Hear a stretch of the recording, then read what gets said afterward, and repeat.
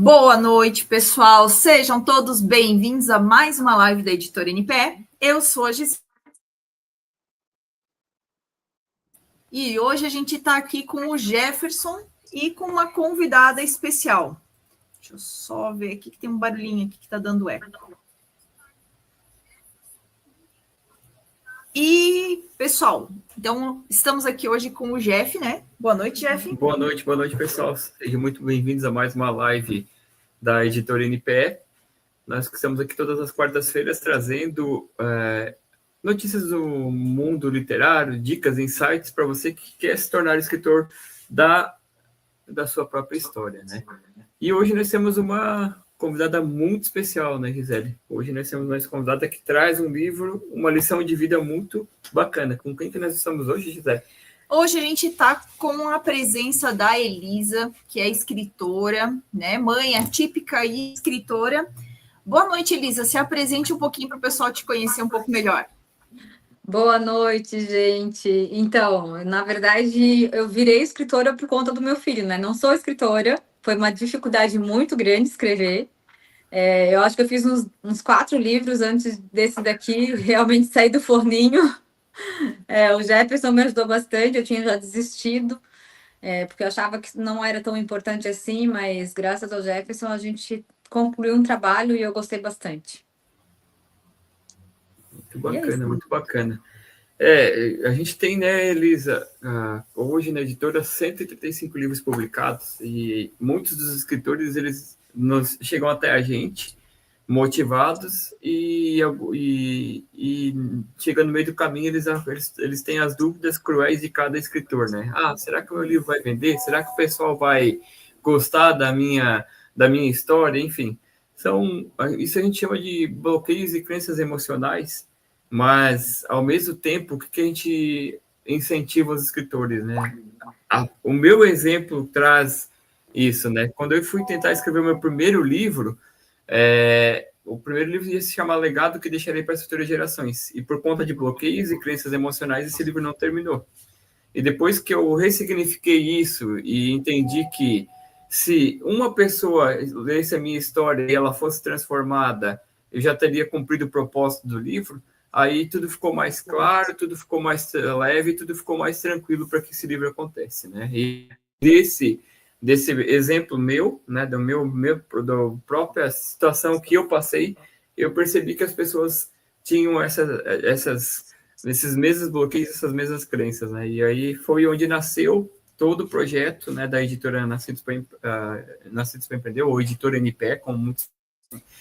E o propósito hoje nosso não é somente fazer com que as pessoas se tornem escritores das suas próprias histórias, mas sim democratizar a escrita e facilitar o acesso a livros físicos, né? Livros onde as pessoas podem ler e buscar conhecimento, buscar talvez um momento de cura, né? Através de exemplos, de desafios. Então, pessoal, com base nessa situação toda, né, Elisa, eu vou começar contigo com uma pergunta bem legal, né? Aquela que pergunta assim: você falou que se tornou escritora por conta da maternidade, por conta do seu filho, o Cadu. Como a maternidade atípica, né? Sabendo da história do Cadu, te inspirou a transformar as suas vivências pessoais em palavras ou em livro? Por que te inspirou e por que te deu esse insight? Eu posso escrever um livro para que propósito? Você pode contar um pouco para a gente? Sim, na verdade, assim, eu demorei muito para descobrir que o Cadu era autista, né? Na verdade, a gente descobriu só com 5 anos de idade. E depois que eu descobri o autismo do Cadu, eu entrei num mundo que era completamente desconhecido para mim e eu vi a dificuldade que uma mãe tinha em ter informação. Então, eu fiz faculdade de pedagogia, depois eu fiz pós-graduação, né? 2 pós-graduação, uma em neuropsicopedagogia e outra em ABA, né? Que é análise do comportamento para autista, para conseguir entender o meu filho. E eu comia todos os livros que tinha, só que tinha pouco. tinha pouca leitura. E foi nessa época, então, há 13 anos atrás, que eu pensei em escrever um livro sobre o autismo. Mas escrever de uma ótica da mãe, porque os livros que tinham eram todos livros mais científicos, né? E eram de difícil leitura, eram livros mais caros. E eu sempre pensei, não, eu vou escrever um livro para daí, quando uma mãe descobrir que tem um filho autista, vai pegar como se fosse um manualzinho assim, olha, se meu filho se comporta assim, pode ser que ele seja autista, então eu já vou começar a tratar.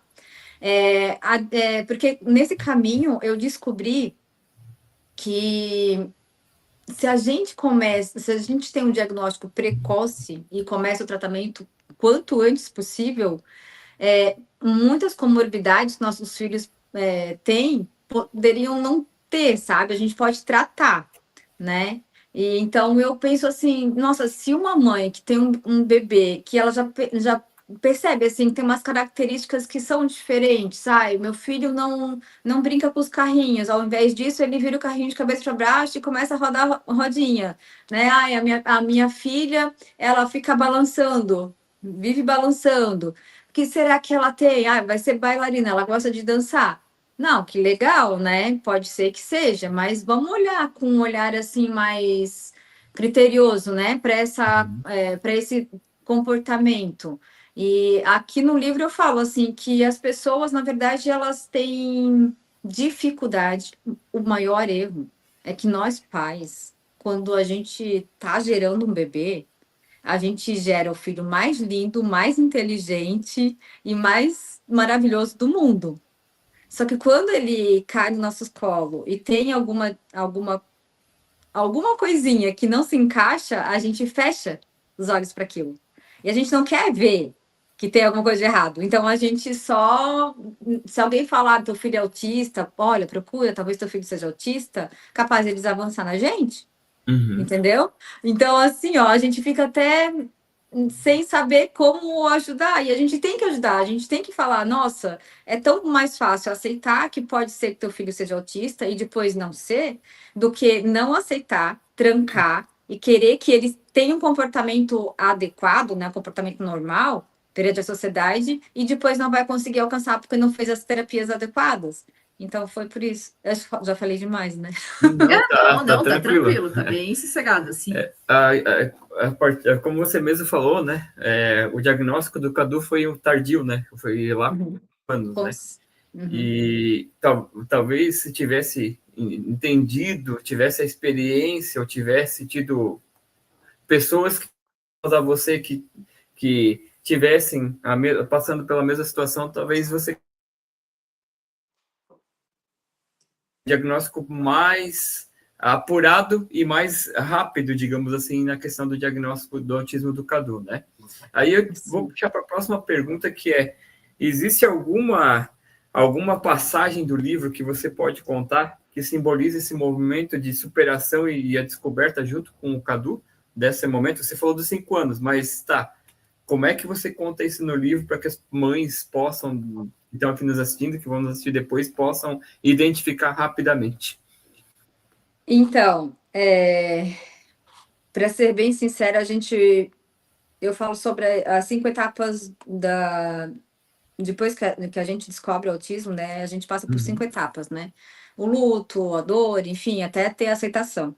E lá no finalzinho eu conto sobre qual foi a minha cura, né? Para o autismo. Não existe cura para o autismo, né? Na verdade, nossos filhos, eles vêm para a gente. Eles vêm para nos ensinar. E quando a gente descobre que a gente tem que saber lidar com aquilo, que a gente tem que saber lidar com o diferente, que a gente tem que aceitar, acolher e amar acima de tudo, essa é a nossa cura. E é aí que os nossos filhos começam a melhorar. Os comportamentos, né? Cada autista é diferente um de outro, né? Não tem assim, ele é autista, ele vai seguir X padrões de pensamento, X padrões de comportamento. Não, cada um é diferente, assim como nós 3 aqui somos diferentes, tanto nas características físicas como no emocional, né? Enfim, o Cadu, ele é um menino que ele leva a gente a um desafio diário. E amar um filho que te leva assim, ao limite todos os dias, não é fácil, né? A gente tem que escolher, acordar de manhã, olhar para ele e dizer, eu vou te amar, apesar de você não me obedecer em nenhum momento, apesar de você ser difícil. Tudo com ele é mais difícil, assim, sabe? E essa é a minha... esse foi o momento, assim, que eu descobri, nossa, né, eu até guardei aqui essa parte, né? Que é na página 117, que aqui diz assim, ó, o autismo, o surto, que ele passou por um surto em 2019, quem lê o livro vai saber, né? O diagnóstico recente do transtorno esquizoafetivo, absolutamente tudo é como tem que ser, né? Tudo tem um propósito nas nossas vidas. Olhar para nossas feridas sangrando e ver a sabedoria, ter a sabedoria de ser grata, pode parecer insano, mas é um exercício diário. E é só quando eu me dei conta de ser grata por tudo que aconteceu nas nossas vidas foi um milagre, fez um milagre e vai acontecer um milagre. Hoje a gente vive um milagre.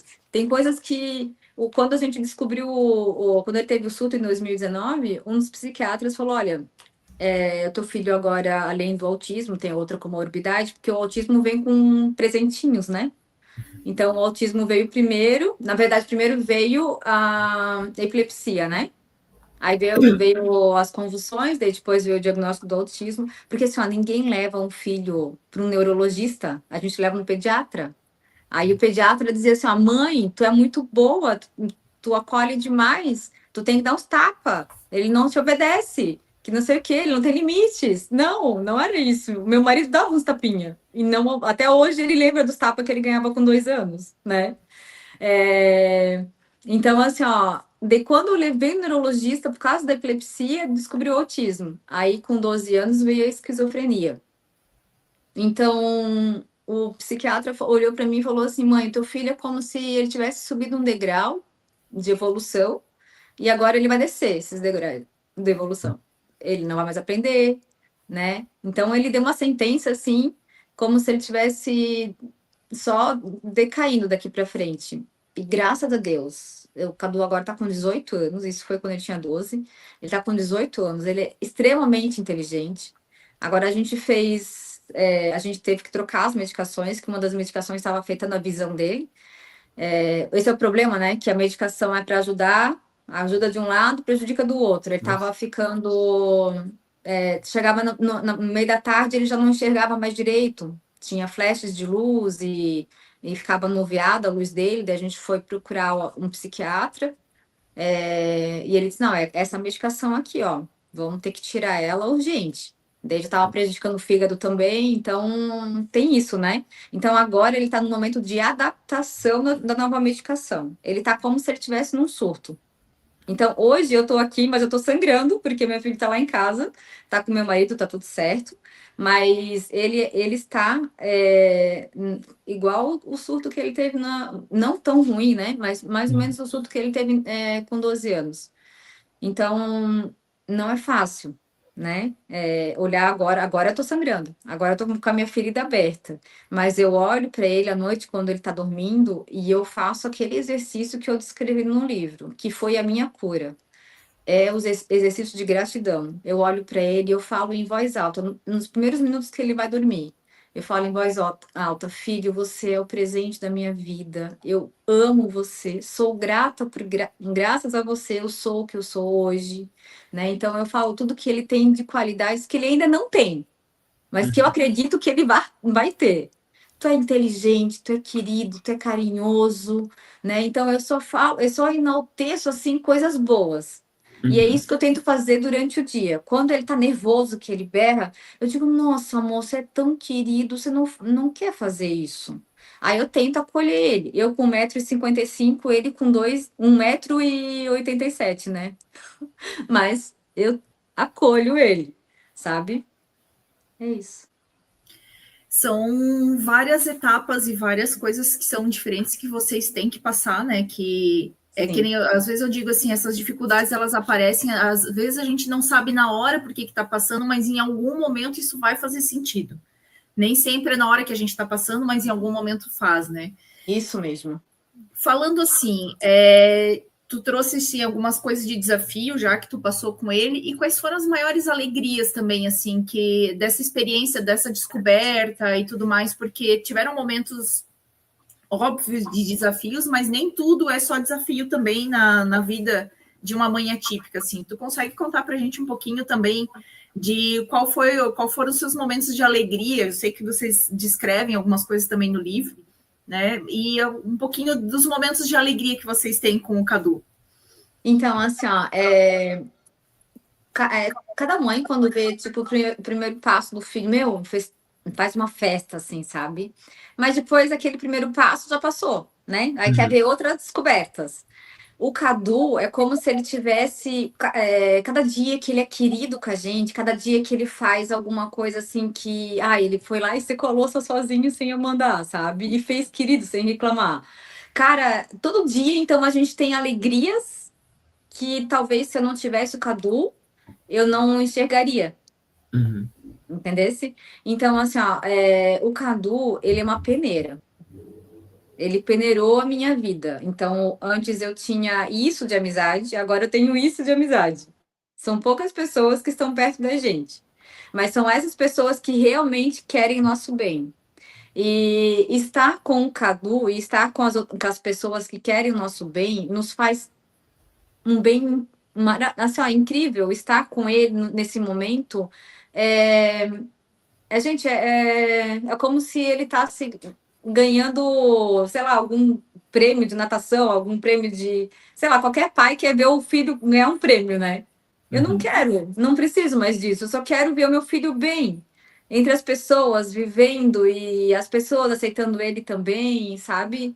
Viver esses momentos, eu não consigo descrever nenhum aqui agora, né? Não vem nenhum na minha mente, mas são muitos. Agora, recente, a gente fez uma amizade com um casal de amigos. Daí ontem ele falou assim: Ô mãe, o Cid é muito querido, né? Tô com saudade dele. Cara, ele, pra falar de alguém que alguém é querido, que tá com saudade dele, sabe? Eu digo, ai, que bom, eu falar com o Cid pra ele vir aqui em casa de novo. Tá? Então, assim, ó, cada dia eu tenho momentos de alegria, e claro, cada dia tem momentos de tristeza, é uma montanha russa, e é isso.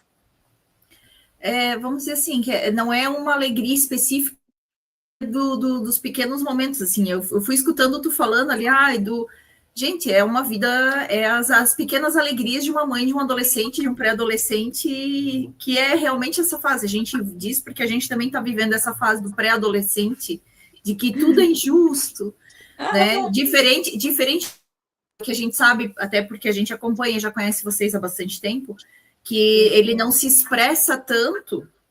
Aqui a expressão porque eu tenho que fazer e ela não, porque e assim vai indo, né? Então, assim, essas pequenas alegrias, eu entendo muito bem quando tu fala dessa pequena alegria de foi lá e secou uma louça sem reclamar, sozinho, sem eu pedir. Entendo muito bem essa situação, sabe? Não é nossa vitória diária hoje. São as pequenas é saber ser agradecido e comemorar as pequenas vitórias diariamente, né? Isso mesmo. É ser grato pelas pequenas coisas, né? E ver a beleza na simplicidade das coisas, né? Acho que eu penso assim, a gente já te conhece, a gente já conhece você e o Cadu, acho que dessa época ali de 17 para cá, que a gente até fez um outro trabalho antes do livro, né? A gente tinha feito desenvolvido site, e eu lembro que o Cadu tinha ali 10, 11 anos quando a gente fez o desenvolver o site, e logo depois disso você deu uma sumida, e depois a gente não entendeu por que tu deu aquela sumida, e daí tomou em 21 que você veio falar com a gente, foi em 21, o 21, 22, né? Final de 21, início de 22, você veio conversar com a gente para o livro, né? E aí fazia todo sentido. E aí é uma coisa bem engraçada, porque tudo é questão de proposta. A gente começou a desenvolver um site e depois descobriu que a gente tinha editora de livros, foi 22, né? Início de 22. Foi, E a gente colocou esse livro, né? E olha como é coisa engraçada, né? Que o site até pode voar hoje, mas o livro ele vai levar para a posteridade. Quantas pessoas vão ter a oportunidade de ler e ter as experiências, né, que você traz nessa obra, né, falando um pouco sobre o autismo, e como muito bem você colocou, saindo um pouco do lado científico da coisa, que não tem, trazendo as experiências e relatos de uma mãe, o dia a dia de uma mãe, de uma família, de um pai, com os desafios que rodeiam toda a questão do autismo, né? E não é só a questão do ser autista, mas uma série de outras presentinhos que nem você colocou aqui, que vem ao longo do tempo, né? E aí eu te pergunto assim, Elisa, durante o processo de escrita, né? A gente sabe que todo escritor, quando ele escreve, os pilares que a gente mais ouve dos escritores assim, ó. Eu quero escrever sobre o momento que eu superei na vida, um desafio, um vício que eu tinha. Eu acho que a minha história vai ajudar a curar muitas vidas, né? E aí a gente traz um outro lado que é assim, vocês, enquanto família do pai e mãe do Cadu, tem que lidar com essas pequenas vitórias e comemorar a simplicidade das coisas que ele vai fazendo, né? Houve algum que te emocionou e te trouxe algum aprendizado sobre essa questão do autismo, mesmo que você sabia, né? O corre-corre do dia a dia, você estudou, leu muitos livros, mas no momento que te escreveu, teve algum momento que te emocionou assim, que você disse assim, caramba, eu acho que eu escrevendo isso, eu vou ajudar muitas pessoas, muitas mães, muitas famílias a passarem. Que você lembra desse processo de escrita que te emocionou? Na verdade, todo o livro inteiro, assim, tu lembras bem, né? Eu escrevia, lia de novo, escrevia e corrigia, e cada vez que eu escrevia ele, eu vivia aquilo de novo que eu tinha passado. E uma coisa que eu gostaria de não ser, né? Eu me culpo muito. Então, eu lia, aí eu via o conhecimento que eu tenho hoje, o conhecimento que eu tinha, a forma que eu agia, e eu me culpo. Eu não li mais o livro depois que eu peguei ele na mão, porque me traz dor passar por tudo que eu passei, e me traz dor pensar que eu deveria ter agido diferente com o Cadu. Eu vou dar um exemplo, tá? A gente tinha, em muitos momentos, quando a gente não sabia que ele era autista, eu fui criada assim, se não obedece, dá uns tapinha na bunda, bota de castigo, que daí vai obedecer, né? Então, quando ele era pequeno, a gente tinha o cantinho do pensamento, dava uns tapinha na bunda e botava pra pensar. Cara, eu tenho ódio de mim porque eu fiz isso com ele. E não foi, muitas vezes foi uma ou duas, assim. E eu tenho peso na consciência de não ter acolhido mais ele nos momentos que ele fazia birra, que eu não sabia que era birra, que eu achava, quer dizer, que era desregulação, né? Que estava desregulando por alguma dor, alguma coisa que ele não conseguia falar, enfim. E eu ficava nervosa, que ele berrava e batia e, né, ficava nervoso assim. E meu Deus, o que eu faço com essa criança, né? E, eu ficava muito nervosa. Então, quando eu fui escrever sobre isso, eu cheguei a chorar muitas vezes, assim, porque eu pensava, porra, eu fui uma péssima mãe. Mas, graças a Deus, eu fui agora no psiquiatra e ele falou que nunca viu um F84 com alguma... a sigla, né, do autismo com esquizofrenia, tão educado, tão amoroso e humano. O Cadu, ele é muito educado. Comigo, com o Rony em casa, ele bota a gente no limite, né? Mas com as pessoas que ele está, ele é extremamente educado. Ele é carinhoso. Ele nunca vai fazer mal para ninguém, sabe? Tipo, né? Diz, o autista ele bate nos outros. Não. Pode ser que em algum momento algum autista fique nervoso, sim. Mas o Cadu, eu acredito que foi do amor que a gente deu. E é claro, a gente estava sempre tentando disciplinar ele. O que os pais querem, né? Que os filhos sejam educados, que respeitem as regras, que sejam, né? Então, até hoje, a gente está educando ele. Está com 18 anos, a gente tem que estar sempre acolhendo, educando, mas assim, o que mais me emocionou foi lembrar realmente das coisas que eu fiz que eu não devia ter feito. E eu escrevo aqui no livro, assim, né? Enfim. Eu acho que vai muito de encontro, Elisa, com o que a gente também escuta. Sabe aquela história assim, eu não sei se eu errei, eu não sei se eu acertei, mas que a gente sabe, e eu escutei isso muito já, assim, que aqui em casa nós temos dois, né? Nenhum dos dois são atípicos, mas eles são crianças. E criança, ele vai te testar até o limite do limite do limite do limite. Isso é natural já da criança. Por isso que às vezes é tão difícil conseguir perceber o que é o atípico e o que não é o atípico.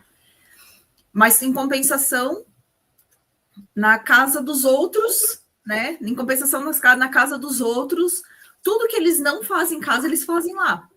E aí o que a gente escuta muito assim, a gente percebe que a criança recebeu uma boa educação quando ela é educada longe dos pais. Porque quando ela estiver perto dos pais, e isso a pediatra dele sempre falou para mim também, quando eles estão perto dos pais, eles vão fazer o possível para testar os limites. Porque eles têm liberdade para testar os seus limites com os pais. E quando eles estão longe, aí eles vão mostrar como realmente é a educação que eles receberam. Então, assim, quando tu fala assim, eu não fui uma boa mãe, não, tu foi uma ótima mãe, porque se o teu filho, ele entende que as pessoas, mesmo com todas as dificuldades dele, ele entende que as pessoas são seres humanos e ele trata as pessoas como seres humanos, a educação que vocês deram para ele é maravilhosa. Porque a gente vê crianças hoje, a gente é chefe escoteiro também, tudo, a gente vê algumas crianças que são crianças de alta sociedade, de classe média alta, e que exatamente a capacidade, não enxergam as pessoas, todas as pessoas como iguais. Elas já fazem, enquanto criança, elas já fazem algumas diferenciações. Então, quando a gente escuta tu falando assim, o Cadu, ele não agride ninguém, ele é extremamente educado, ele é extremamente carinhoso, principalmente com pessoas estranhas. E sendo autista, ele ter todo esse feeling de relacionamento é sinal de que vocês fizeram o trabalho de vocês de forma maestral, né? Então, é uma coisa que vocês não precisam se preocupar. E, assim, a gente nunca vai conseguir agradar todo mundo. Isso é fato. Tá? E quando tu diz que o Cadu peneirou a vida de vocês e que hoje vocês têm no círculo de amizade que são próximos, que vocês podem confiar, que nem eu acredito que seja a Yara, eu acho que é a tua mãe, não sei. Né? Minha filha guerreira, eu te amo, né? Então, quando a gente escuta tu falando assim, a gente tem próximo da gente, nós também tivemos essa situação, não uma situação de que, mas o João, quando ele era criança, quando ele era bebezinho, ele tinha alergia à proteína do leite. Isso também filtrou a nossa vida, assim, de uma forma incrível, porque quem dizia que era frescura são pessoas que hoje não convivem mais com a gente. E as pessoas que conseguiram compreender o problema, tiveram a paciência de esperar o problema passar, são pessoas com quem a gente convive até hoje, né?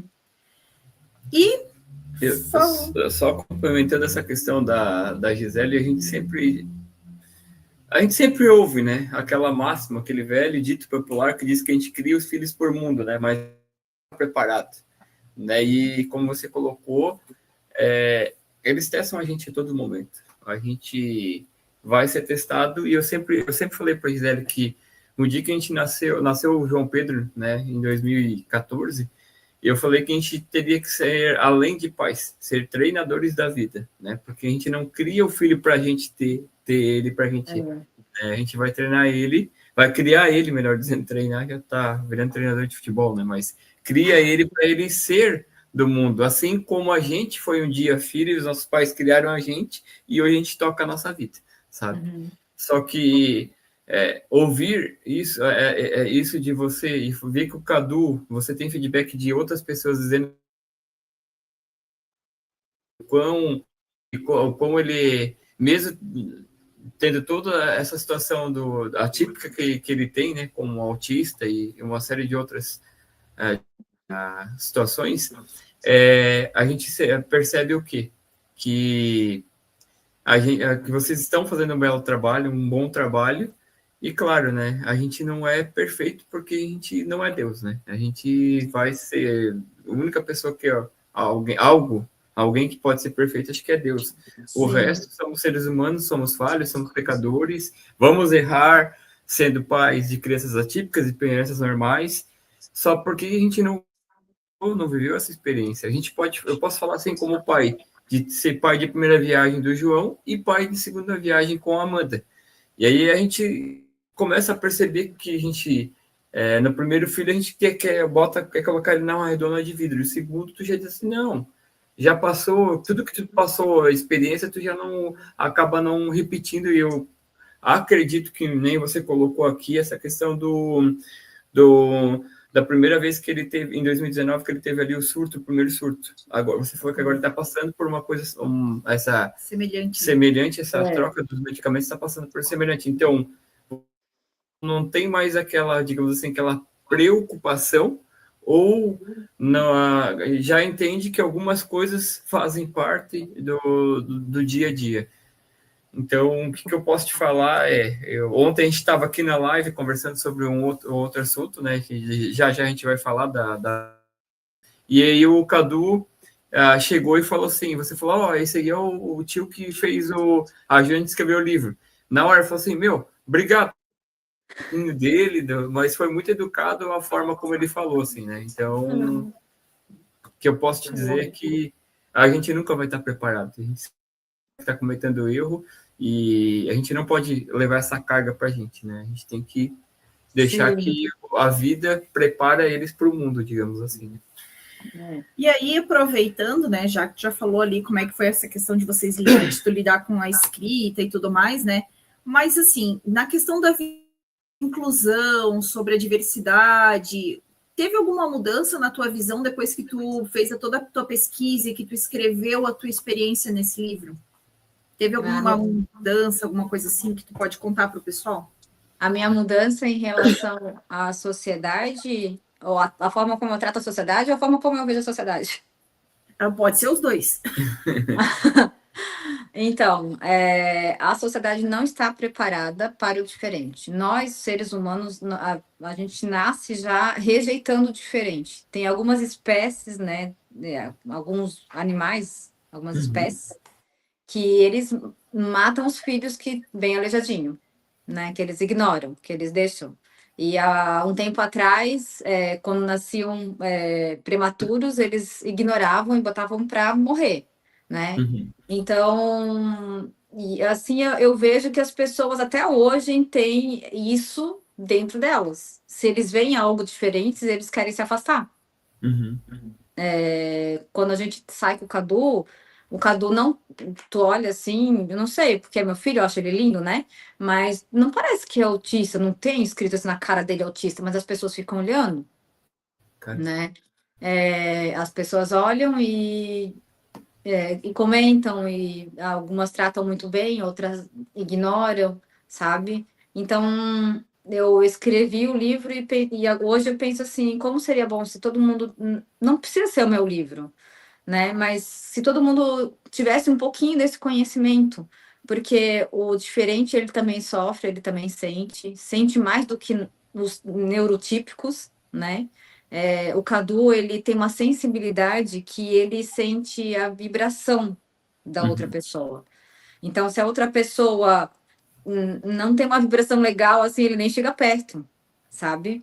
Então, é doído, assim, ver que enfim, que ele sofre com essa exclusão, né?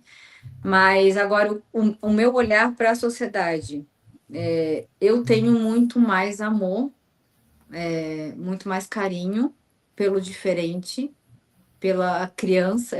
Eu sempre gostei de criança, não é à toa que eu tive escola durante 6 anos, né? Só que hoje tem um olhar diferente. Eu quero acolher as pessoas, né? E eu vejo no adulto, um adulto que às vezes não foi diagnosticado, tem um TDAH, tem um autismo, não foi tratado, e um adulto que sofre, um adulto que é mais recluso, mais quietinho, e dá vontade de abraçar e dizer, vem cá, filho, que eu vou te ensinar algumas coisas, sabe?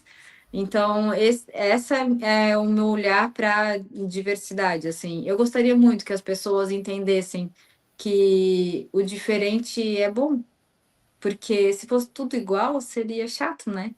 Então, a gente tem que aprender com o diferente também. Eu tenho uma opinião bem, assim, bem polêmica, vamos dizer assim, com relação à questão da inclusão, sabe, Elisa? Eu acho que a inclusão, ela é feita de uma forma muito errada. Porque, como tu falasse, e assim, aí tá muito certa, a sociedade não está preparada para o diferente. Então, eles não adaptam as pessoas para elas aceitarem e acolherem o diferente. Elas forçam o diferente a ter que conviver Isso mesmo. com o normal. Eles enfiam o diferente.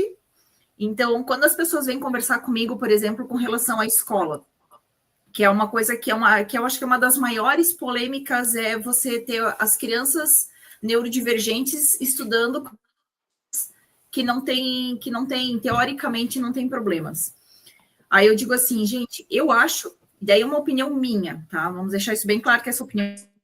Eu acho que a inclusão é feita de uma forma muito errada, que na hora que essas crianças neurodivergentes, elas estão aprendendo as matérias mais que exigem mais atenção, mais concentração, tipo matemática, português, história, geografia, que demanda de mais atenção, elas deveriam receber um atendimento. Não é que eu estou querendo excluir, muito diferente disso, mas elas teriam que receber um atendimento voltado para as capacidades e para a forma como ela precisa aprender. E para que elas se sintam incluídas no né? processo, e não excluídas, né? Uhum. E no momento em que ter os momentos, sim, onde essas duas, vamos dizer assim, em alguns momentos essas turmas seriam separadas, mas e para quê? Para que elas tivessem o seu processo de aprendizagem respeitando as suas limitações e as suas diferenças, e momentos onde elas estariam juntas, né? Em aulas que elas estariam juntas, em que é muito mais fácil para fazer essa adaptação para uma turma inteira. Então, eu sinto falta das salas especiais para esses alunos neurodivergentes dentro de uma escola dita comum ou normal, e não forçar ela ter que ficar aprendendo, às vezes, porque às vezes ela vai aprender num ritmo diferente. Como tu falou, o Cadu é muito inteligente, e lendo o teu livro, eu vejo que ele tem uma inteligência acima da média, por exemplo, para lidar com computadores. Uhum. E a gente não tem como pegar e botar todas as crianças aprendendo com computação, por exemplo. Uhum. E o Cadu seria um rapaz que, dentro da escola, se tivesse um momento, se ele pudesse aprender todas as matérias usando o computador, ele talvez tivesse um feeling muito maior e conseguiria acompanhar muito bem. Então, é fazer essas adaptações para quem para quem é neurodivergente, ter essa adaptação para que ele possa absorver a matéria, as matérias ditas obrigatórias pelo Ministério da Educação e tudo mais, de forma que para eles seria melhor absorvido, eles conseguiriam aprender melhor e não forçar eles, por exemplo, a ter que ficar sentado numa carteira dentro de uma sala de aula igual todas as outras crianças. E promover momentos de inclusão, onde todo mundo estaria junto, integração, onde todo mundo estaria junto, mas aproveitando para quê? Para ensinar as crianças ditas normais, porque normal ninguém é, né? Vamos combinar que normal então, as crianças ditas normais, para ensinar eles que eles têm que respeitar aquele momento e não impor momentos de estresse para as crianças neurodivergentes, que aí é onde acontece a situação de ele fica agressivo. Não é que ele fica agressivo, ele fica agitado e ele não sabe como externar isso. E é difícil você conseguir fazer as crianças que estão ali ao redor entender. Tem um menino que é autista que estuda na sala dela. Daí ela veio um dia dela disse assim, ai mãe, ele fica mexendo na minha mochila o tempo inteiro. Eu disse assim, Amanda, não é que ele tem alguma coisa na tua mochila que está chamando a atenção dele para ele ficar mexendo na tua mochila. Aí a gente foi olhar, a gente tirou os chaveiros que ela tinha. Beleza, ele parou de mexer na mochila dela disse assim, agora ele não mexe mais. Eu disse, então, os teus chaveiros estavam distraindo ele. Então, a gente vai tirar essa distração para tentar fazer com que ele consiga acompanhar um pouco melhor a tua aula. E assim, se ele é autista, filha, e ele estiver agitado, o máximo que você vai fazer é perguntar assim, o que eu posso fazer para ajudar? eu disse assim, não fica provocando e dizendo assim para ele, fica quieto, não faz barulho, e não sei o que, isso vai deixar ele mais agitado ainda. Sim. Que nem eu falo assim, a minha opinião, né, que falta esse olhar das escolas e de não querer forçar uma condição, de não querer forçar uma participação né, esse forçar essa situação para uma criança neurodivergente, eu não sei se eu estou errado ou se eu estou certo. Não existe certo e errado, na verdade, tá? Existem opiniões, né? A minha opinião é muito parecida com a tua, tá? Eu vou contar aqui assim, ó, o Cadu sofreu muito na escola. Na primeira escola que ele foi de primeiro ano, né? Porque o que aconteceu? Por que eu tive uma escola? Porque o Cadu foi só com 2 anos para a escola, ele tinha bronquite, ele passava muito mal. Aí eu acabei aguentando ele em casa até os 2 anos. O meu marido disse: não, eu te pago 2 anos para ficar com o Cadu. Aproveitei, né? Daí eu fiquei 2 anos com ele, coloquei na escolinha. Na primeira escolinha, ele tinha uma lesão sempre atrás da orelhinha, assim, tipo uma brotoeja que dava, sabe? E um dia ele chegou sangrando. A orelhinha dele estava sangrando, dava de ver que alguém tinha limpado. Então, eu acredito que a professora puxou a orelha dele, né? Aí aquilo para mim foi o fim. Eu tirei daquela escola e coloquei em outra. Eu chegava lá, eu colocava ele num cantinho, quando eu voltava, ele estava no mesmo canto. Não tinha feito atividade, não tinha comido, não tinha saído de lá nem para fazer xixi. Ainda bem que ficava só 4 horas. Daí eu falava, aí, prof, não, ele não quer sair daqui. Eu chegava para buscar ele não se mexia, ele estava assim, assustadinho, parecia um bichinho aquado, sabe? Aí pensei, vai, vou comprar uma escola. Comprei a escola. Na minha escola também não deu certo, porque eu estava lá dentro. Aí que eu descobri que ele era autista. Daí, só com 5 anos que eu descobri que ele era autista. Daí eu coloquei numa escola X ali em Blumenau. Muito boa, particular. Primeira semana, ok. Segunda semana, né, já começou a dar problema. Terceira semana... Enfim, 1 mês depois, ele chegou com 23 hematomas em casa, que 7 meninos bateram nele. Mas ele estava incluso.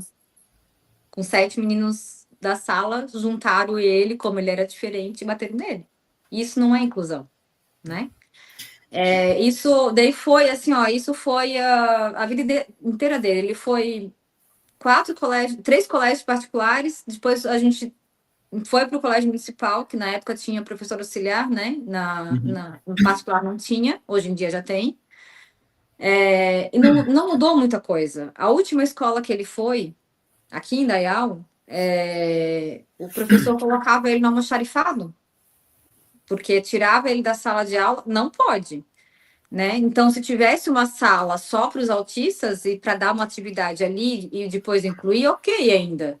Mas não, tirou da sala e colocou no almoxarifado, que era uma salinha de 5x5, cheia de só ele e o professor, sabe? Então eu tive que tirar da escola e começou com atendimento domiciliar, que também não deu certo. Então, o que eu vou te dizer? Tá tudo errado. As professoras que estão, não é assim, julgando as escolas, meu Deus, não tem escola boa? Pode ser que tenha escola boa, pode ser que para algum autista dê certo, para o meu não deu. E ele melhorou muito depois que parou de ir para a escola e eu comecei a ensinar ele em casa. Mas a que custo, né? Porque eu quase não conseguia trabalhar. Né? Hoje eu trabalho numa construtora, hoje eu tenho horário para cumprir. Agora que ele está assim, a gente tem um acordo aqui, né?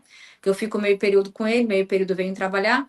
Mas, gente, eu tive que parar a minha vida para ficar com o Cadu, né? Porque não tinha escola para me ajudar, para me acolher. A PAI ele não pode ir, porque ele não tem deficiência intelectual, né? E não se encaixa. Ele foi um dia na PAI que eu tentei, né? Porque eu precisava trabalhar. Foi um dia na PAI, ele falou: mãe, eles parecem os ursinhos carinhosos, eles só querem abraçar e sorrir. Então ele não se sentiu incluso ali também, né? Ele queria uma escola para aprender, entende? Então hoje não tem particular. Talvez tenha em algumas cidades maiores, aqui não tem, nem particular, nem pública, uma instituição que acolha os autistas, né? Que tem um Eu até atendimento iria mais especializado. além, assim, não seria Pode falar. Não, calma, ela tá falando. Pode falar. Travou? Agora eu voltei. E não, eu até iria mais além, assim, não seriam só os autistas, mas é um todo, assim. Há um tempo atrás, eu trabalhava como fisioterapeuta e eu fui em uma escola fazer uma avaliação e fazer um relatório, porque tinha menina com paralisia cerebral, mas o cognitivo dela completamente perfeito, né? A menina super inteligente, só que ela não conseguia copiar, porque ela não tinha mobilidade na mão. Então, ela precisava de uma professora de apoio para ajudar ela a fazer as anotações da aula e fazer as provas de forma oral. Então, assim, brigar por ela para a gente conseguir adaptar a escola para ela poder fazer. Então, como eu falo, assim, existe inclusão, tem como fazer inclusão de várias coisas? Tem, mas eu acho que a inclusão ela é feita de uma forma muito errada, porque a inclusão não olha a particularidade da criança que precisa ser inclusa. Ou então, porque a inclusão ela começou principalmente com relação à inclusão, à inserção do surdo na sala de aula. Foi a primeira situação que começou. E daí, então, eu conversando com uma pessoa que era surda, ele disse assim, cara, primeiro que para mim é terrível aprender, por exemplo, português, porque a gente, na linguagem de sinal, a gente não conjuga verbo. Ele falou, eu não entendia nada do que estava sendo escrito no quadro, porque eu não conjugo verbo. Ele falou, o meu sinal para o verbo é o mesmo para tudo, para eu, para tu, para ela, para todos. Ele disse assim, e outra coisa, eu via os meus colegas, eu vejo as crianças que deviam estar prestando atenção no que a professora está explicando, traindo porque tem a professora do lado fazendo os sinais. Ele disse assim, no final das contas, ninguém aprende. Ele falou, se ninguém aprende. Aí foi foi ele mesmo que ele falou para mim assim, óbvio que por sinais, com a intérprete junto, né? Ele falou dele assim, a gente devia estar aprendendo português, matemática, geografia, lá, em uma sala, com a nossa professora através de Libras, e na aula de educação física, na aula de artes, na aula de ensino religioso, que uma das vertentes do ensino religioso é ensinar tolerância, é ensinar a pessoa a ser mais bondosa e tudo, né? A socializar melhor. Ele assim, essas aulas são aulas ideais para ver o momento de inclusão e o momento de inserção. Ele disse assim, as outras eu não aprendi porque eu não entendia nada, e os meus colegas não aprendiam porque eles não prestavam atenção na professora e ficavam querendo entender o que a outra estava falando nos sinais, né? Então, não é nem só a questão do autista, eu acho que a inclusão, né, é a inclusão como um todo, né, das crianças com algum tipo de necessidade especial, né? Eu vejo essa questão como uma inclusão disfarçada de inclusão, na verdade, né? Porque inclusão não existe ali, né? Existe qualquer coisa menos inclusão. Mas, eu acredito que nem como você começou esse tópico, né, falando assim, as pessoas precisam estar preparadas para receber o diferente. E aí a gente vê que a sociedade ainda, desde dos seus primórdios, desde a sua existência, não foi preparada para isso. E a tendência é que as coisas acabem ficando cada vez piores, né? Sim. É que assim, ó. E a gente vê hoje as pessoas com dificuldade do social, de se sociabilizar, de ter uma proximidade. E aí a gente vê essas crianças que passaram, que estavam na primeira infância na escola e que não tiveram a sociabilização, de sociabilizar dentro da própria escola, porque elas não tiveram a primeira fase de escola. Quando elas pararam, estavam na creche, quando voltaram, entraram na escola no segundo ano, terceiro ano. Então, elas perderam 2, 3 anos da vida delas em que a sociabilização fez com que elas ficassem, eu vou botar assim, entre aspas, bem grande, ou um parênteses bem grande, tiveram uma sociabilização que hoje tornaram elas um pouco preconceituosas para uma série de outras coisas, né? Mas, enfim, se a gente for trabalhar toda essa questão, né, e a gente precisa realmente que quem é responsável por trabalhar, por essas questões de inclusão, que eles olhem e ouçam, principalmente, as pessoas neurodivergentes, as pessoas que estão sendo incluídas. Não adianta eu vir conversar com o Jefferson, ou que não, né, que está lá num cargo, e ele acha que deveria ser assim, tem que ir para as famílias que têm as pessoas neurodivergentes e conversar com as pessoas neurodivergentes para ver o que elas pensam do que é a inclusão. Minha opinião em relação à inclusão está errada porque eles não ouvem quem deveria estar sendo ouvido. Ah, mas ela é neurodivergente. Cara, ela é um ser humano, ela pensa, ela tem sentimentos, ela é inteligente, como muito bem você colocou aqui. Dessa inclusão. Por isso que eu digo que ela é uma inclusão disfarçada de inclusão. São pessoas que estão montando inclusão e que não conhecem o dia a dia de uma pessoa neurotípica. Entendeu? Isso mesmo, é isso mesmo. Mas, voltando para a história do livro, né, Elisa, eu penso, e lendo a tua história, e a gente passando 2, 3 anos nessa luta para você escrever o seu livro, de você dizer assim, caramba, mas não tá bom, mas ele tem uma mensagem, ela tem que ser entregue, né? E eu sempre uma palavra que eu sempre falei, foi muito forte durante esse período que você várias vezes quis desistir, foi, pensa que a tua história, a sua mensagem, ela vai transformar vidas, ela vai curar vidas, né? E aí eu te pergunto assim, agora com o livro pronto, né? Com esse impacto de transformar famílias, não vou nem falar de famílias que tenham pessoas neurotípicas, né? Pessoas que, para a sociedade de maneira geral, para que elas olhem para essas pessoas, para essas neurodivergências de maneira a serem mais acolhedora, né? Você teria alguma mensagem, assim, algum leitor que já leu o teu livro e que diz assim, caramba, esse aqui é um feedback que passando, esse livro aqui mudou a minha forma de pensar. Tu tens alguns feedbacks? Porque eu sei que seu livro já foi lançado no ano passado, né? No início desse ano, melhor dizendo.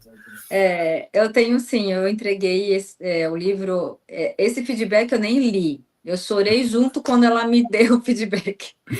Eu tenho uma grande amiga que eu até falei nela no livro, a Pete. Eu dei o livro para ela e eu falei, tá, lê e depois tu me diz o que. Ela foi uma das primeiras assim a ganhar o livro, né? Porque eu queria o feedback dela. Ela falou chorando assim para mim que só depois de ler o livro ela entendia o que eu falava antes, assim, eu falava assim esporadicamente, ela não conseguia entender o que é ser mãe de um autista. Depois que ela leu o livro, ela conseguiu sentir todo o peso, toda a dor, né, que eu tenho, que a gente passa. E não só ela, eu entreguei esses dias também. Eu trabalho aqui na construtora, veio um cliente aqui, daí a gente conversa vai, conversa vem. Parece que, puxa, meus clientes têm filho autista, têm um sobrinho autista, é incrível. E a cliente falou: a gente descobriu o laudo do meu filho autista e tal. Eu peguei, dei o livro para ela foi para casa e depois ela me mandou uma mensagem que eu também chorei, assim. Ela agradeceu, disse que iluminou a vida dela, porque o filho dela tá pequeno ainda, né? Então eu já passei por muita coisa que ela ainda pode ser que passe, né? E ela agradeceu por ser inspiração. Ela disse que foi inspiradora a história. E eu fiquei bem feliz. E várias pessoas vêm e dizem: Elisa, eu nunca consegui ler um livro inteiro. Eu li esse em uma semana. A minha irmã leu num dia só. Eu digo: poxa, eu acho que devia ter escrito um pouco mais. Ela disse: não, ele foi tão bom que num dia eu tive que ler ele todo, assim. Então, todas as pessoas dando feedback, assim, são bem importantes. Tá ficando... tô gostando bastante. É bacana saber desse livro, né? Porque acho que quando você pensou em escrever o livro, a intenção era justamente essa, né? Como eu comentei antes ali, não só de pais e mães que tenham filhos autistas, mas que a sociedade também pudesse acolher, conhecendo um pouco mais o dia a dia de uma mãe atípica, né? Isso aí, partindo para já mais profissionalmente da live, né, Elisa? Que você agora é escritora, com toda essa história, e você já teve esses feedbacks, né, de pessoas que estão sendo transformadas, que olham com outro olhar para o autismo, digamos assim, que conselho que você daria para pais e mães que pensam em registrar e compartilhar o dia a dia, né, das histórias de autismo, né? Seja no livro, seja numa rede social, seja compartilhando em grupos de apoio, em grupos de WhatsApp. Qual é o conselho que você daria agora, sabendo que você tem a sua história escrita e que você está recebendo esses feedbacks? Assim, ó, pessoas para falar mal da gente, pessoas para criticar o que a gente faz, o que a gente deixa de fazer, sempre vai existir. Eu sempre me preocupei muito com isso, que as pessoas iriam pensar de eu falar sobre autismo. Eu nunca quis, não quero, não sou vítima, sou feliz e grata a Deus por estar vivendo essa experiência humana, que todos nós somos seres espirituais, estamos aqui vivendo uma experiência humana. Então, eu sou grata por estar aqui nesse momento, ser a Elisa, ser a mãe do Cadu. Eu me ferro bastante, sim, eu apanho bastante, sim, mas eu aprendo, eu cresço. A gente nunca que vai para academia sem doer, daí nem adianta ir para academia, né? Vai lá, treina e cresce o músculo. Assim que é a minha vida. Eu apanho, eu cresço. Né? Dói, mas eu cresço. Então, parem de pensar com o que os outros vão falar. Fale sobre as suas experiências, porque talvez o que você passou, eu não passei, e eu gostaria de aprender contigo também. Nós temos o maior presente de Deus, que é o poder de estar aprendendo a cada dia. Então, fale um pouco mais de você, que eu quero aprender com você, e eu falo um pouco mais de mim, que você também vai aprender comigo. Saber se doar, né? As pessoas, eles só querem ouvir, às vezes, não querem se expor, mas esse se expor vai servir de lição para alguém. Talvez vai tirar alguém de uma depressão, talvez vai fazer com que a pessoa olhe de uma forma diferente para o diferente, né? Olhe para a vida de uma forma diferente. Hoje eu sou tão grata por tudo, mas eu tive que aprender com o caminho e com o livro também, que eu tinha que deixar algo de bom, né? O que eu tinha de bom? Cara, o que eu tenho de bom é minha gratidão, né? Ser feliz. Agradecer e ser feliz. E não é um agradecer para tentar ser feliz, sabe?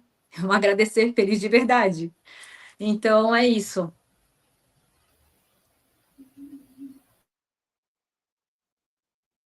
Travou? Deu uma travadinha, né? Voltamos, mas a gente tá conseguindo te acompanhar. É a gente que tá caindo e voltando, tá? Mas não se preocupe, mas a gente tá conseguindo te acompanhar. Então tá. Então, assim, aí agora, já que a gente falou tanto desse livro, eu quero.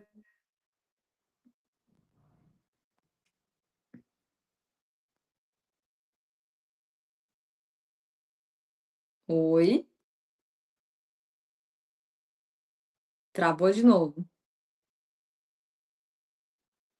Um trabalho, né, e mostrar aí para as pessoas como é que ficou. Eu penso que essa capa ficou muito bacana e ela tem uma mensagem muito importante na capa, né? Ela foi uma capa bem pensada, e foi meses e meses para chegar nesse conceito de capa que você queria, né, Elis? Mas ficou muito linda, né? Sou eu e o Cadu, né? É a mãozinha do Cadu e a minha mãozinha. Ficou lindo. Eu amei. E Elisa, assim, ó, para quem tá assistindo essa live gravada, ou até para quem já está acompanhando a gente aqui ao vivo, mas a gente tem bastante gente que assiste ela lá gravada depois. Como é que as pessoas conseguem fazer para falar contigo, para conseguir adquirir o livro? Pode ir na minha página no Instagram, né? Autismo para Vida, assim como está escrito aqui, @autismo para vida. Aí ali tem um linkzinho, entrou no link, já dá para adquirir o e-book, né? Se quiser o livro físico, ali tem meu WhatsApp também, pode me chamar que eu posso enviar e a gente pode ir conversando. Eu também coloquei meu WhatsApp ali porque muitas mães me procuram pedindo ajuda, o que fazer, o que não fazer. E eu gosto bastante de ajudar. Muitas mães vêm até de outros estados. Eu tenho uma mãe, a Cláudia, que ela é do Nordeste, agora não me lembro direito a cidade. Mas a gente sempre conversa, troca figurinha sobre medicação, sobre terapia, e é muito bom poder ajudar o próximo. Isso é muito bacana mesmo, assim. Aí era o que eu ia perguntar para ti agora, assim, né? Imortalizando tudo isso com o livro, né? Como é que tu imagina que o teu legado ele pode construir um mundo mais acolhedor para pessoas autistas e as suas famílias? Desculpa, Como travou. como é que tu acha que, assim, ó, que tu registraste toda a tua história num livro, assim, como é que tu imagina que essa história pode ajudar, né, na construção de um legado, até para construir um mundo mais acolhedor, assim, tanto para os autistas quanto para as suas famílias? Então, que os pais aceitem o diagnóstico, não fiquem brigando contra o que é fato. O diagnóstico, gente, não é o ponto final. Bem pelo contrário, o diagnóstico faz com que você conheça o seu filho, que você abrace o seu filho e trate ele da forma como tem que ser tratado. Eu até falo aqui no livro, se todos os pais de filhos típicos, neurotípicos e, enfim, tratassem os seus filhos como a gente, que é mãe de autista, trata os nossos filhos, cara, não existe maldade nesse mundo. Porque o que a gente tem que fazer de diferente? É dar muito mais amor. É acolher, é dar atenção, é largar o celular, sentar no chão, brincar, amar, sabe?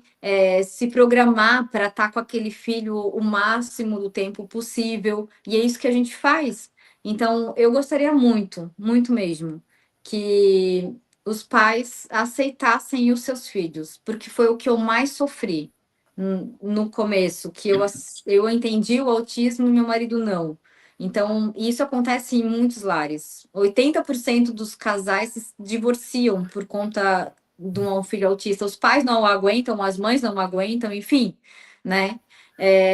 Eu sou grata a Deus que hoje meu marido entende, mas houve um momento que ele não entendeu.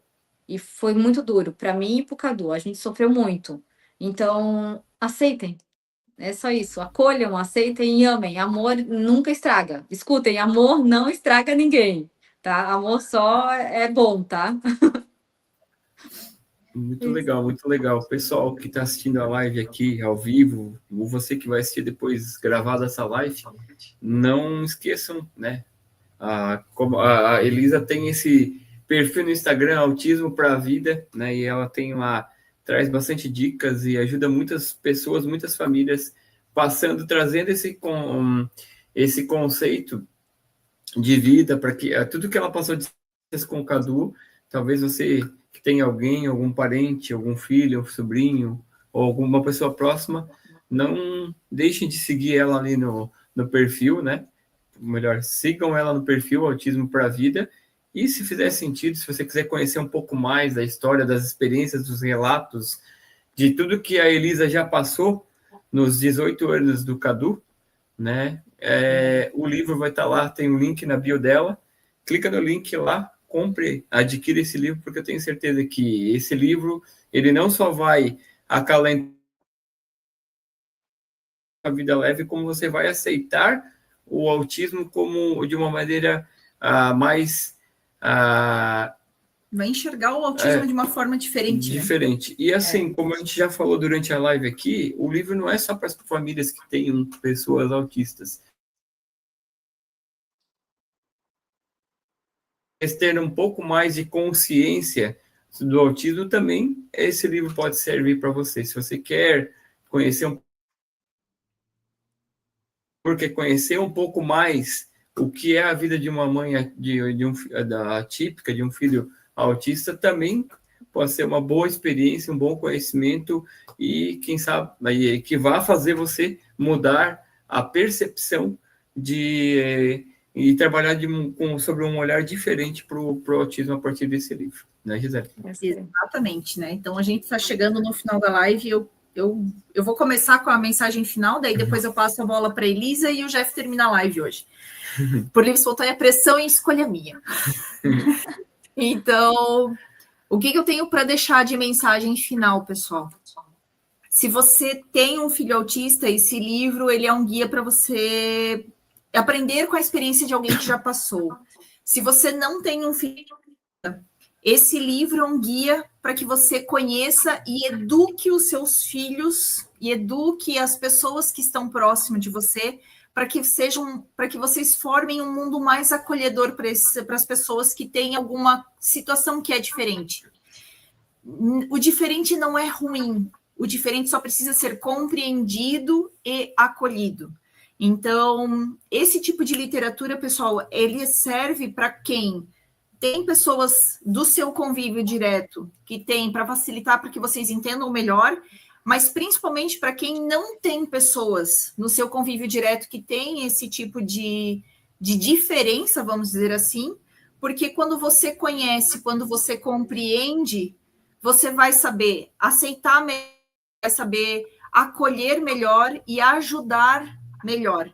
Então, eu digo que esse tipo de que a literatura o livro da Elisa, ele serve para qualquer pessoa. E se você tem um filho que não é autista, se você tem um filho que, graças a Deus, teoricamente é perfeito, e não caia na bobeira de achar que é normal, porque ninguém é normal, gente. Absorvam isso para sua mente. Ninguém é normal. Tá? Mas ensine o seu filho a ser um ser humano acolhedor e tratar os outros como seres humanos, ou tratar outros seres humanos como seres humanos, né? Esse é o meu recado final. Elisa, eu vou pedir para tu dar o teu recado final, então, também para o pessoal. Eu acho que já foi falado tudo, né? Eu quero agradecer pela oportunidade de estar falando aqui sobre o meu livro. Eu não tive tempo ainda de fazer um lançamento, eu gostaria muito de ter tido, não tive ainda. Gratidão, então, pela oportunidade por estar abrindo aqui, e eu espero que todas as pessoas realmente consigam entender que nós somos diferentes, mas somos iguais, né? Então, dentro de nós temos sentimentos, Deus habita dentro de cada ser humano, tanto o autista, o Down, nós. Deus está dentro de todos. E se a gente for fazer mal para alguém, a gente está fazendo mal para Deus. Se a gente está fazendo bem para alguém, a gente está fazendo bem para Deus. Então, assim, se cada um tivesse essa consciência, eu acho que o mundo seria um pouquinho melhor, né? Antes de dormir, orem a Deus e peçam sabedoria para lidar com o diferente, que a gente não tem sabedoria, a gente não foi criado para ter essa sabedoria de lidar com o diferente. E só Deus mesmo, é só Deus que me capacita, é só Deus que está comigo do meu lado, me dando paciência, né? E é graças a Ele que hoje eu sou grata por tudo que eu tenho e tudo que eu sou. E tudo que ainda vou passar, que eu sei que não vai ser fácil, mas eu também sei que eu vou ter vitória sempre. Muito bom, muito bom. Depois das palavras da Gisele, das palavras da Elisa aqui, o conselho que eu daria realmente é que você tenha experiências melhores, que você seja uma pessoa mais acolhedora, que você se ame primeiro, antes de amar o próximo, né? Porque se você não se ama, você não vai ter capacidade de sabedoria para amar o próximo, e muito menos ter a capacidade para tratar o diferente, né? Mas queria agradecer, Elisa, por você ter disponibilizado um tempo seu para poder falar do livro, falar mais dessa experiência do autismo, de ser uma mãe atípica, né? Tenho certeza que o seu livro ele vai não só transformar a vida de famílias que tenham pessoas autistas, mas para que o mundo seja mais acolhedor quando as pessoas abrirem mais as suas bocas, né?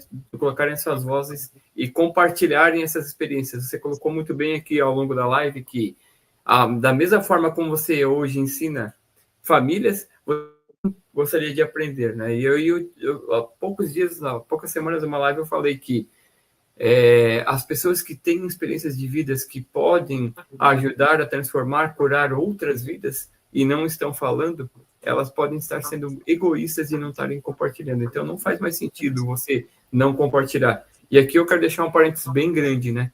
Não precisa ser através de um livro, pode ser pela rede social, pode ser por uma mensagem de agradecimento, por uma mensagem acolhedora, por uma mensagem onde você coloca a sua voz no mundo.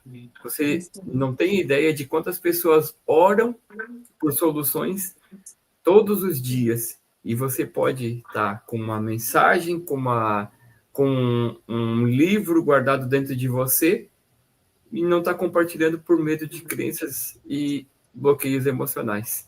Quero agradecer a todos que estiveram aqui presentes nessa live, a você que acompanhou a primeira vez. convido que vocês entrem no nosso canal do YouTube, no nosso perfil, @editoranpe, tanto para o Instagram quanto para o canal do YouTube.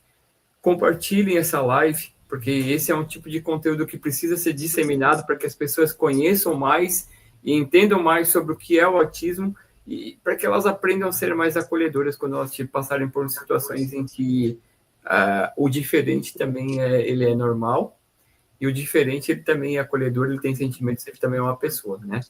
Siga o nosso canal, compartilhe, comente na live, se você tiver alguma dúvida, deixa aqui na live, nessa live que a gente vai passar para a Elisa, e inscreva-se no canal, ative o sininho, porque toda quarta-feira a gente está aqui trazendo notícias do mundo editorial, insights, dicas, para que você possa se tornar escritor da sua própria história. No mais, quero agradecer a todos vocês, Elisa, Gisele, e a você que esteve conosco até aqui. Um grande abraço e até a próxima quarta-feira. Tchau, tchau, pessoal. Tchau, pessoal. Boa noite. Boa noite.